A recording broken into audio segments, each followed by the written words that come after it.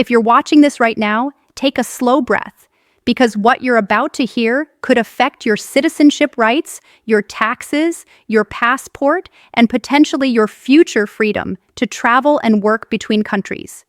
Imagine holding two passports, two homes, two families, two identities you've worked so hard for, and suddenly facing changes that make you wonder if both of those passports will still mean the same thing tomorrow. That worry, that uncertainty, that question of what does this change mean for me? That's exactly why you need to hear this update today and understand it clearly. In 2025, we are seeing a wave of proposed U.S. changes to dual citizenship treatment, passport procedures, and tax reporting requirements that many people who hold or are seeking citizenship in more than one country are absolutely paying attention to. These discussions are shaping how people plan their lives, their businesses, their families, and ultimately their legal status in the United States. AmericansOverseas.org+1. Right now, there's a proposal in the U.S. Senate known as the Exclusive Citizenship Act of 2025, a bill that has drawn international attention because it could change the fundamental way the United States treats dual citizens. If passed, this proposal would prohibit American citizens from holding citizenship in any other country at the same time. AmericansOverseas.org.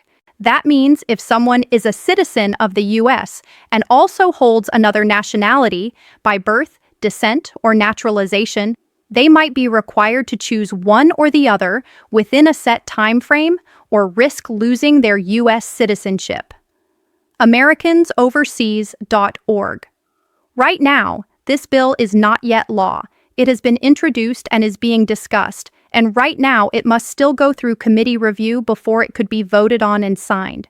But the fact it exists and is being debated at this level has sent a clear message to dual nationals. You need to understand the potential impact on your own legal status and planning. AmericansOverseas.org. Under current U.S. law, dual citizenship is allowed. A U.S. citizen can naturally acquire the citizenship of another country without losing American citizenship simply because of that. The U.S. does not force people to choose between one nationality or another. Travel state. But with the Exclusive Citizenship Act proposal, that long-standing practice could change, meaning people who were born with two citizenships or whose families hold more than one nationality could face complex choices in the future. AmericansOverseas.org. Now I want to break this down in a way that makes sense, rising above the headlines and into real impact for you and your life. Let's walk through what this means in plain language. First, dual citizenship today. If you hold U.S. citizenship and a second citizenship, maybe from a parent's birth country, maybe through naturalization in another country, you currently have full rights in both places. You can use your U.S. passport to enter the United States and your second passport to travel elsewhere. In most cases, that's perfectly legal and accepted under U.S. law. Travel state. Second, the proposed changes. The Exclusive Citizenship Act of 2025 would flip that on its head. If it becomes law, it would require dual citizens to choose one nationality within a certain period, or else be treated as having lost their U.S. citizenship automatically. While this may seem like political talk now, the impact on individuals, especially families with ties across borders, could be huge. AmericansOverseas.org. But let's go even deeper. You must understand the tax and passport implications too, because those are happening right now, even without the bill becoming law. In November 2025, the U.S. government introduced stronger enforcement of passport issuance and renewal checks for people with dual nationality. Under these stricter procedures, dual citizens may be asked to provide additional documentation of tax compliance, residence history, and proof of lawful activities before a passport can be renewed or issued. miskajaipur.com. This means that simply holding two passports might require more documentation than ever before. especially if your second country is viewed as high risk under U.S. national security or foreign policy standards. As compliance increases, your passport application might be reviewed more closely, take longer, or even be delayed until all requested materials are verified. miskajaipur.com. So let's talk about the tax side of this, because for many dual nationals, tax obligations are the part that comes as a shock. The United States is one of the few countries in the world that taxes its citizens on their worldwide income, regardless of where they live. If you are a U.S. citizen, you have to file a U.S. tax return every year, even if you have never lived in America and even if your income was earned entirely overseas. Legal clarity. That doesn't necessarily mean you pay double taxes, but it does mean you have to report your foreign income, your foreign bank accounts, and your foreign assets to the U.S. government. Those reporting rules are very specific. For example, if you have foreign financial accounts, bank accounts, investment accounts, or trusts, and the total value exceeds $10,000 at any point in the year, you must file a special form called FBAR. That's a separate requirement outside of your regular tax return, and missing it can lead to serious penalties. Legal clarity. Additionally, you may need to file Form 8938 under FATCA if you have certain foreign assets above thresholds set by the IRS. These rules exist to ensure that dual citizens are transparent about their financial interests around the globe. Legal clarity. The good news is, the U.S. tax code also gives tools to prevent double taxation.